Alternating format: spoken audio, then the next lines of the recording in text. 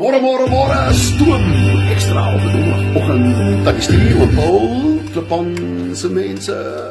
Maar soms ook ander, 'n bietjie van 'n grys gebied oor wie ons wonder, soos Neil de Beer. Hy het byvoorbeeld gedoen wat Karl Neas nie die ballas het om te waag nie. Hy het die balk uit sy eie oog gehaal. Hy het die kabaalpropaganda begin sien vir wat dit is. Soos hy skuld ek die boer-Afrikaner ook apologie. Ek is ook jammer ek het te laat wakker geword. Neil de Beer was dalk destyds pro-ANC, maar my ja-stem, in onkunde miskien, het dieselfde uitwerking gehad. Daar is niks wat ek teen Neil kan hou wat jy nie teen my kan hou nie. Ek gee hom die voordeel van die twyfel van sy woord vandag, maar hy moet nog getoets word in 'n posisie van werklike gesag. Ek het hom ontmoet 'n paar maande gelede. Ek het sy eerlikheid en sy openlikheid geniet. En sy passie is boeiend om te aanskou.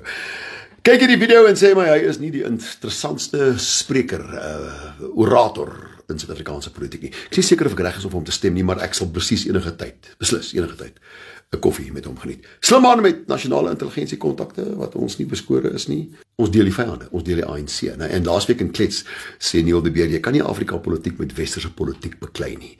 Laat weet my wat dink jy daarvan? Klink vir my interessant.